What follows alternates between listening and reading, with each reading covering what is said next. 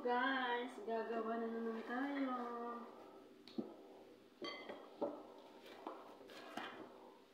Sweet to guys, sweet. Rapid nito is katayip.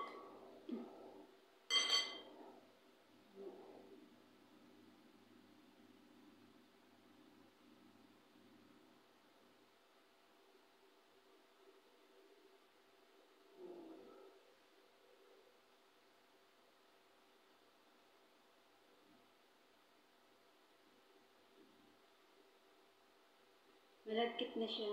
Kaya ididikit-dikit na lang. Yan.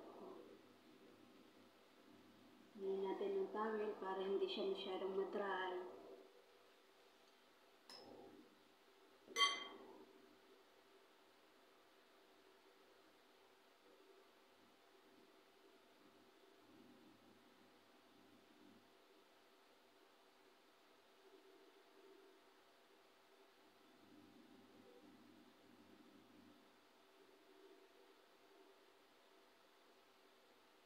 Tapos, pipintuhin to at lalagyan na ng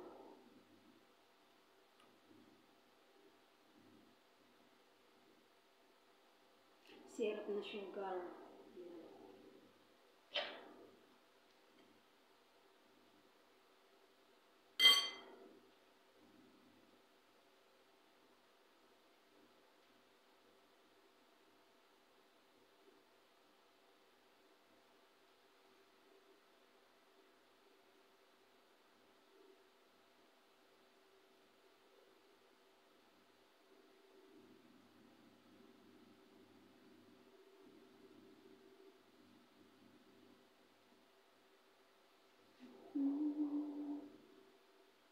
Malapit na matapos ang Ramadan. 1 week na lang, tapos na.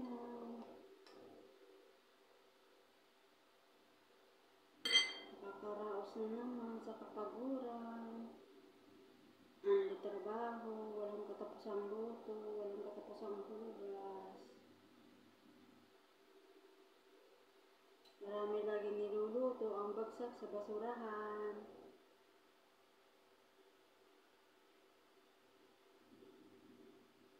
Kasi kunti lang naman ang kinakain. Gusto laging maraming lutuin. Laging puno ang lamesa.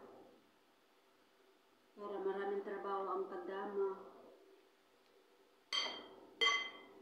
Maraming trabaho ang katulong nila. Ganun. Kahit alam naman nilang hindi naman lagi naubos ang pagkain. Kasi alam naman nila na laging marami. At saka sinasabi ko rin, sabi ko kunti-kunti lang lutuin kasi sayang. Babagsak lang sa sa basurahan. Hindi na lang naimik yung amo ko.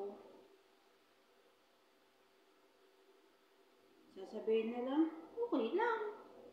Okay. Isip ko na lang, oo. Kasi gusto niyang pagurin ang inyong katulong. Ganon. Oo. Ang magagawa. Susunod-sunod lang tayo. Nangangamuhan.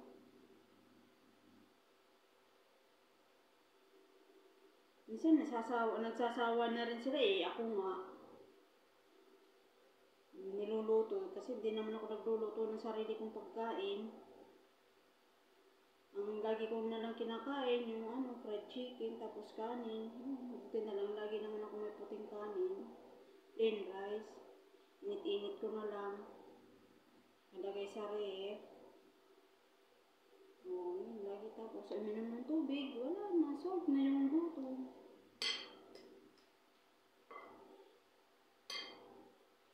Pati masyadong nakakain dahil sobrang pagod. Walang ganang kumain. Pero, hindi man halata.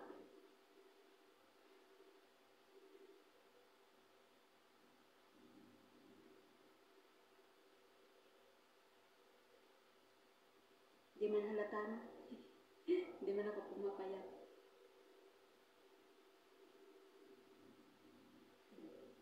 Taba-ching-ching pa rin. Oh. Sus, wala nang pag-asa. Ganito na talaga ang aking katawan. Taba-choy. Ayan. Ganyan talaga ang nag-edad-edad na. Line of 40 na tayo.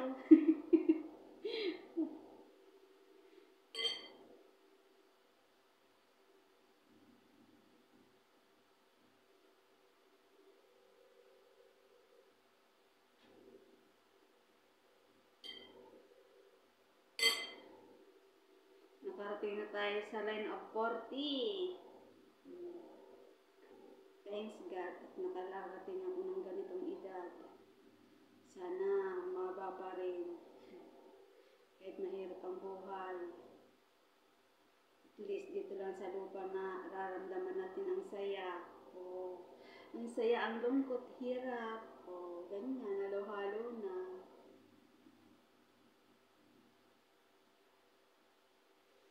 Hugasan ko muna ang kamay ko, lumalagkit-lagkit na.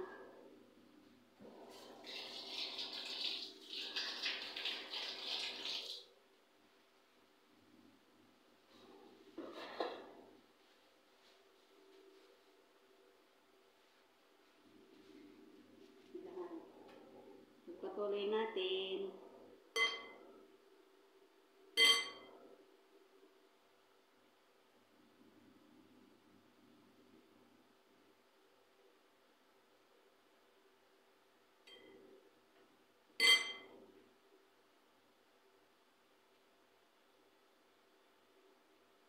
Namnamin natin habang tayo nabubuhay pa.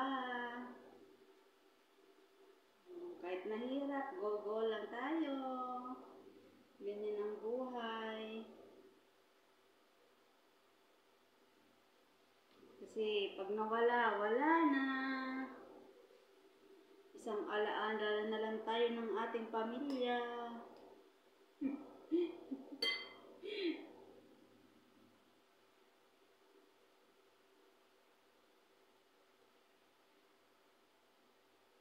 Tanggapin lang natin kung anong mayroon tayo. Ako, tanggap ko na. Hanggang dito na lang talaga ang ano natin, kapalaran. Ang maging konyang, ang maging kadama sa bansang Camel or Middle East. Yan, kadama o syagala. Ang tawag dito. Ang kanyang naman is nasa Hong Kong. Yung mga code name natin, mga katulong.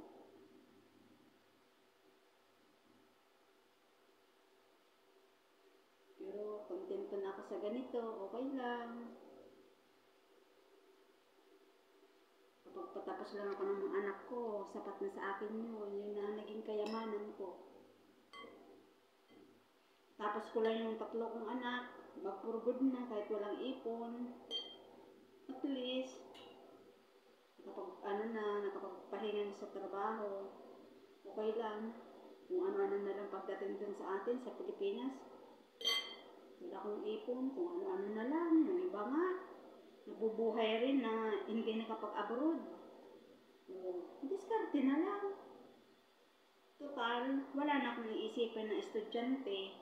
Yun na lang, ang isipin na lang natin, pagkain araw-araw. Kung ano pa ang pagkakagastusan, yun lang. Pero wala nang iisipin estudyante. Estudyante kasi guys, sobrang stress. Grabe ang gasto ng estudyante. Lalo na 3 ang college ko, Diyos ko. Para akong mababalo sa kakaisip, 3 ang estudyante ko, college. Sabay-sabay silang 3. Yung isa 3rd year, yung kambal ko 2nd year. Kailangan mo yun. Isang hamak lang tayo dito sa ibang bansang katulong, tapos yung sahod. Nasa minimum wage lang dito sa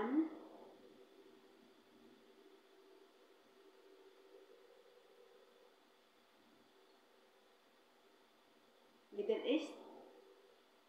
Okay, tumas naman ng kaunti yung sahod ko. Line of 3 na rin. Pero yung mga baguhan, line of 2 pa lang. Umabot na ng line of 3 yung sahod ko dahil every year tumataas. At least, tumataas. Nagtyaga ako. Kung palipat-lipat ako, lagi lang ako nanonood to. Ang sasahurin. Minimum lang talagang $400.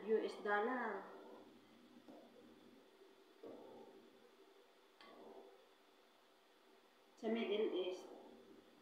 Pero sa ibang bansa, malaki-laki. Dito lang naman sa mababa ang sahod dito sa Middle East. Yung mga first timer, kahit na hindi first timer, once na lumipat ka ng amo, back to $400 ang mo, sasahurin mo. Kaya kailangan mag-stay ka lang sa isang amo para yung sahod mo tumaas. Kasi kung magpapalipat-lipat ka, wala. Back to zero ka lagi. Hanggang lagi ka na lang $400.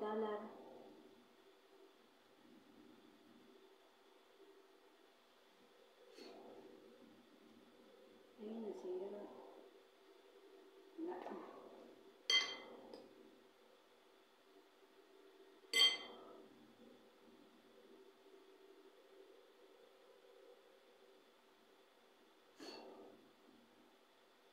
Maganda sana sa Hong Kong dahil malaki-laki ang sahod. Kahit hindi naman masyado malaki na pati ang gasto ng papuntang Hong Kong. Kaso, wala. Hindi kasi kakayanin. Gusto kong lumipat pero hindi ko kaya. Iniisip ko kasi ako matitigang ako ng 2 buwan. Buti kung mabilis lang makalaalis papuntang Hong Kong. 2 buwan ako magtatambay. Guguhulin ko sa pag-a-apply. Guguhulin ko sa paghihintay. 2 to 3 months yata. Bago makaalis sa papuntang Hong Kong.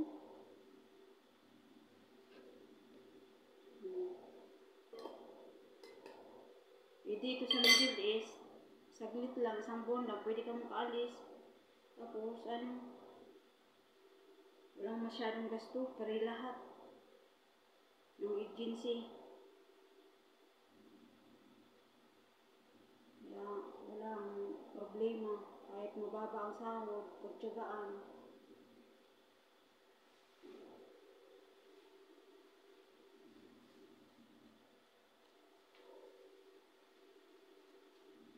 Sige na guys, bye-bye na. Salamat sa pakikinig sa aking munting kwento. Bye!